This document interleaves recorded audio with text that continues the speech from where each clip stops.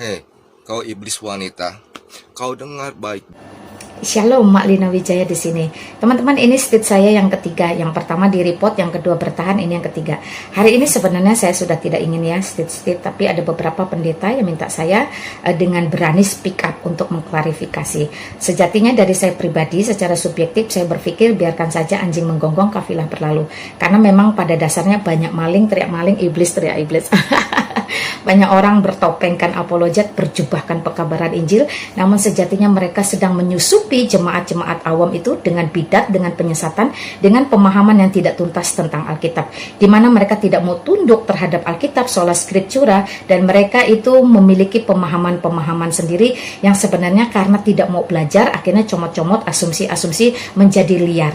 Nah, oneness atau bidat penyesat ini banyak teman-teman, tapi oneness ini belakangan atau Yesus only ini belakangan makin masif, bergerilya dengan sengaja, berkampanye dengan sengaja, pura-pura berdiskusi dengan sengaja dari ruangan-ruangan demi ruangan hanya untuk menyebarkan penyesatan-penyesatan. Bahkan mereka dengan lantang mengatakan Allah Tritunggal itu tidak ada, sebab tidak tertulis Tritunggal di dalam Alkitab. Bahkan mereka juga dengan lantang menghinakan bapak-bapak gereja, kaum para kudus, orang-orang kudus, kaum martir, para teolog yang di zamannya itu sudah diurapi dan diberkati oleh Roh Kudus untuk bisa memperkatakan dan mempertahankan kemurnian Alkitab berdasarkan doktrin-doktrin.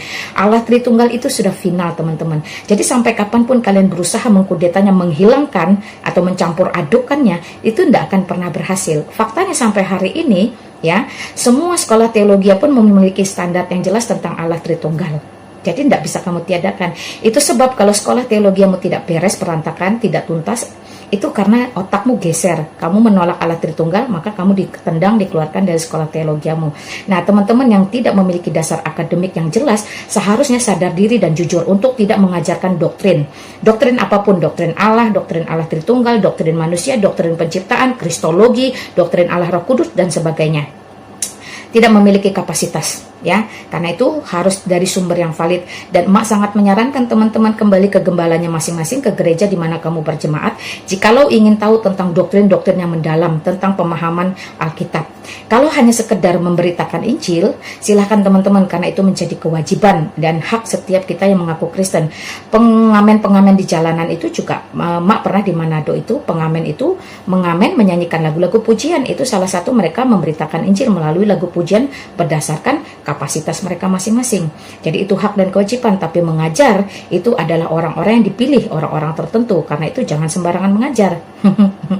Nah, ini ya yang menjadi kemarahan ketika bidat, penyesat, oneness ini berani dibongkar oleh seorang Lina Wijaya, sehingga meradang, akhirnya ngamuk, memperkatakan sebaliknya.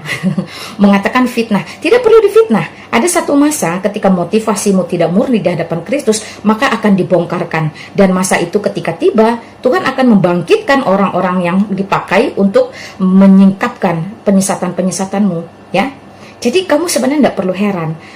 Bersihkan dulu, luruskan dulu, bereskan dulu motivasimu di hadapan Tuhan ketika kamu bersosial media. Ya, apakah kamu itu adalah para bidat, para penyesat yang satu hanya mengejar popularitas, dua itu mencari komersil, cuan ya, terutama untuk pembuat konten nih ya. Yang ketiga itu power syndrome ya. Yang keempat itu memang pencarian jati diri, bisa jadi kan ya, pencarian jati diri karena rata-rata saya lihat range usia 20, 30, 40. Atau yang kelima, memang ada kepahitan di dalam kehidupanmu pribadi, entah pasangan hidup, entah ekonomi, entah ada keluargamu yang mati dibunuh, entah karena sekolah teologiamu berantakan, sehingga kepahitan-kepahitan itu kamu lampiaskan lewat pengajaran-pengajaran sesatmu di sosial media, di mana ketika kamu dituntut pertanggungjawabannya, kamu akan dengan mudah berlindung atau bersembunyi, dan orang-orang tidak bisa mencari kamu karena secara sosial media. Nah, karena itu teman-teman, kembali saja ke gembalamu masing-masing jikalau ingin bertanya tentang doktrin. Jangan dengarkan para teman-teman di sosial media yang tidak bisa dipertanggungjawabkan, apalagi secara valid, itu tidak pernah memiliki sarjana teologi. Perhatikan, itu penyesatan. Itu terkait bidat wanes yang hari ini saya harus pick up. Dan yang kedua, tentang laki-laki yang tidak beristri, ya belum beristri, sebaiknya konsen saja mencari istri, supaya ada istri yang diurus, ada istri yang mengurus. Jangan urusin istri-istri orang. Istri-istri orang itu ada suaminya. Tidak perlu jadi pahlawan kesiangan atau penjilat mengurusin istri-istri orang. No. Itu ya, supaya tidak ada fitnah. Ngapain laki-laki bujangan ngurusin istri-istri orang? Dibayar berapa sama istri orang? Ada apa dengan istri orang? Nanti akan mengarah ke situ tendensinya ya teman-teman ya, karena itu realistis saja ya, realistis dan berusahalah jadi orang yang lebih objektif. Dan yang terakhir ini teman-teman tentang cuan yang dikatakan seolah-olah semua narasumber yang naik ke ruangan Mikana itu mengejar koin, mencari cuan. Halo. Jadi apa yang kami dedikasikan selama ini, pemahaman kami, ilmu kami, kesabaran kami ya tentang Kristus, tentang Alkitabiah itu dipandang rendah, tidak dihargai, tidak dihormati. Nah inilah yang memicu sakit luka, sakit hati, luka, kecewa para hamba Tuhan, senior-senior apologet, para narasumber yang ada di ruangan Mikana dulu itu sekarang pada menarik diri. Jadi bukan karena kami ini tidak diizinkan lagi, tapi memang kami sudah memutuskan untuk tidak akan lagi seruangan dengan penyesat ya. Mazmur pasal 1 ayat 1 itu sangat jelas, jangan duduk dengan kaum pencemooh. Jadi para penghujat, para penyesat itu tidak hal bedanya ya dengan pencemooh. Jadi teman-teman jangan salah ya. Dan lagi Alkitab itu nge-treat kita sangat keras, sangat tegas. Ya katakan ya tidak, katakan tidak. Lebih dari itu berasal dari si iblis. Karena kalau kita tahu itu penyesatan, ya kita harus katakan penyesatan. Jangan karena kita berlindung di balik kata kasih sehingga kita membiarkan.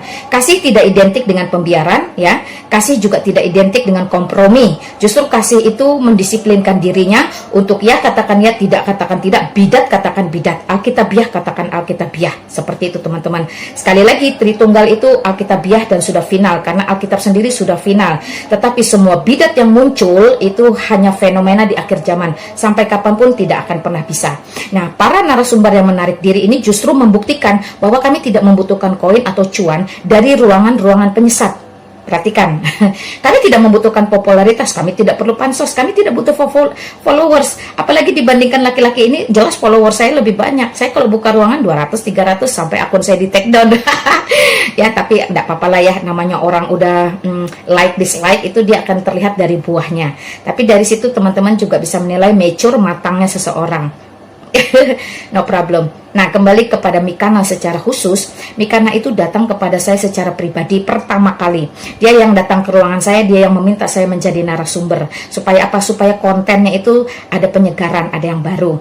Nah, saya sebagai narasumber dengan wajah saya yang dijual di covernya saat itu ya, sampai hari ini sudah tidak ada karena saya tuntut dia untuk menghapusnya. Jadi bukan karena apa-apa saya menuntut dia menghapus, saya juga tidak nyaman seruangan dengan penyesat, sehingga itu menjadi satu konsumsi publik. Jadi saya menuntut supaya semua cover konten yang ada wajah saya ditiadakan. Perhatikan teman-teman, mungkin teman-teman sudah bisa melihat perubahannya. Nah, ketika kami memutuskan untuk keluar itu sangat jelas, dan Mikana itu datang kepada saya meminta saya sebagai narasumber. Hasil saya sebagai narasumber di kontennya itu menghasilkan duit yang tidak sedikit. Udah ada 5, 6, 7 bulan mungkin, saya nggak tahu ya teman-teman ya. Sampai satu masa dia ngotot ingin bertemu saya. Dia datang dari Jalan Kesehatan Bogor menuju Jakarta mencari saya. Ya, dia ngotot minta nomor rekening saya. Jadi saya tidak perlu meminta dan pernah tahu. Saya justru tanya dia, apa motivasimu memberi saya? Enggak mah untuk uang kopi, saya enggak ngopi. Ya, tapi saya dapat cuan cukup besar dari konten saya, emak sebagai narasumber. Saya komit kalau narasumber saya memberikan hasil yang banyak, maka saya akan berbagi. Oh oke. Tapi teman-teman perlu tahu, yang diberikan Mikana itu hanya 900.000 rupiah. Perhatikan ya, dari sekian bulan berapa juta yang didapat saya tidak tahu. 900.000 itu pun tidak pernah saya makan minum. Tapi saya gunakan untuk pelayanan di sosial media. Saya gunakan sebagai ongkos kirim. Banyaknya sudah buku-buku dan Alkitab yang saya bagikan secara cuma-cuma. Teman-teman yang mendapatkan buku atau Alkitab secara gratis dari saya, silahkan komen. Jadi saya tidak hoax di sini. Nah, uang itu tidak pernah saya makan dan hanya 900.000. Termasuk ketika dia ngotot mau bikin konten di rumah El Ibnu. Wah, dia maksa-maksa saya omel. Nggak bisa kamu hamil 1 jam mau membawa saya ke Bekasi. Saya bilang seperti itu. Tapi karena dia memaksa, bela-belain, ya saya berbelas kasihan ya teman-teman ya. Saya berbelas kasihan, akhirnya saya oke lah bantu dia buat konten itu. Nah, jadi bukan cuma saya yang dimanfaatkan. El Ibnu dan yang lain-lain narasumber itu dimanfaatkan untuk kontennya Mikana.